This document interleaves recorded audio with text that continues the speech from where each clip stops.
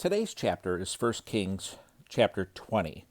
Now, this first section has a header, and I will probably mispronounce this king's name, but this is how I'm going to say it. Victory over Ben-Hadad.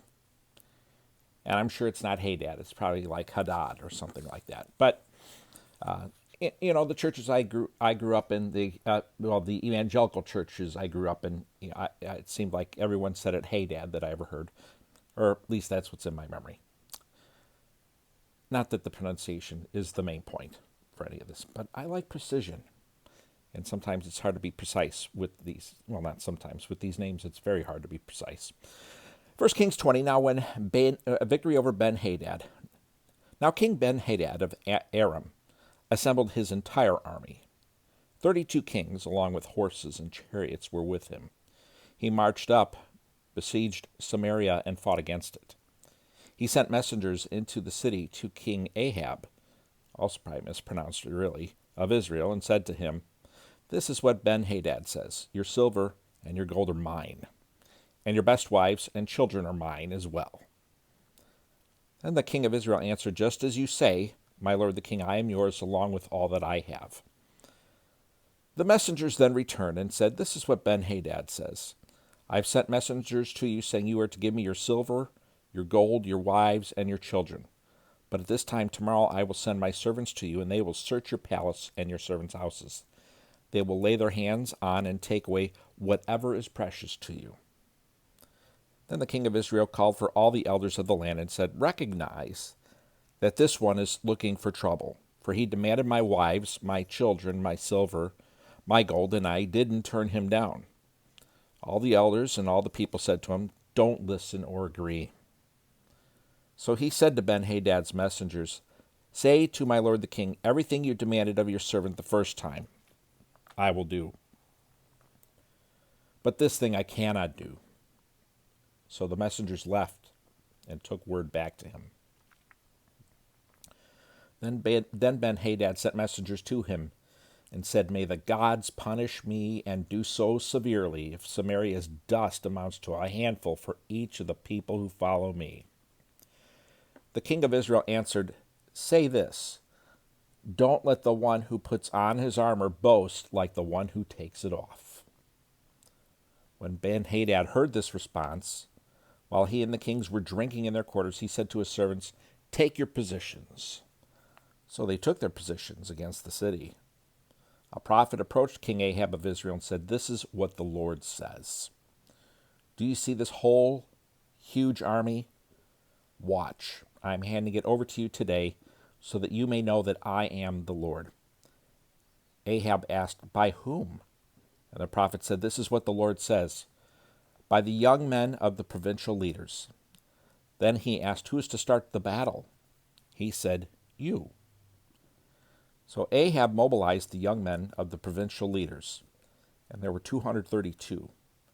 After then he mobilized all the Israelite troops, 7,000. They marched out at noon while Ben-Hadad and the 32 kings who were helping him were getting drunk in their quarters.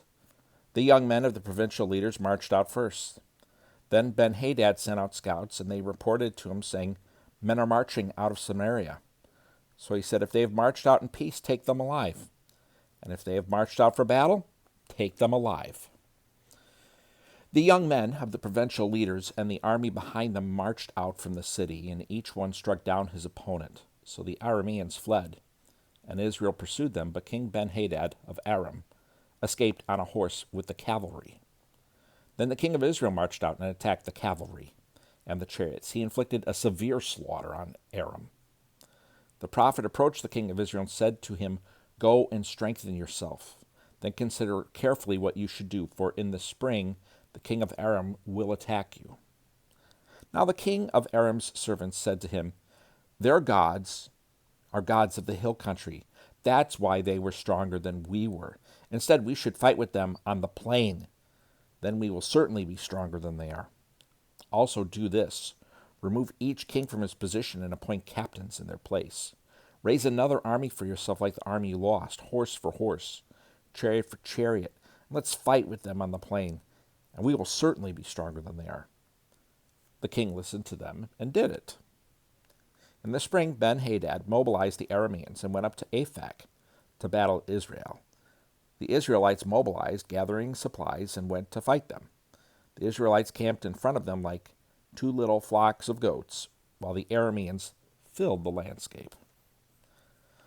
The man of God approached and said to the king of Israel, "This is what the Lord says. Because the Arameans have said, 'The Lord is a God of the mountains and not a God of the valleys,' I will hand over all this whole huge army to you. Then you will know that I am the Lord." They camped opposite each other for 7 days. On the seventh day, the battle took place, and the Israelites struck down the Arameans, 100,000 foot soldiers in one day. The ones who remained fled into the city of Aphek, and the wall fell on those 27,000 remaining men. Ben-Hadad also fled and went into an inner room in the city. His servants said to him, "Consider this.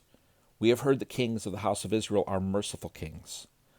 So let's put on sackcloth around our waists and ropes around our heads. Let's go out to the king of Israel. Perhaps he will spare your life." So they dressed with sackcloth around their waist and ropes around their heads, went to the king of Israel, and said, "Your servant Ben-Hadad says, 'Please spare my life.'" So he said, "Is he still alive?" "He is my brother." Now the men were looking for a sign of hope, so they quickly picked up on this and responded, "Yes, it is your brother Ben-Hadad." Then he said, "Go and bring him."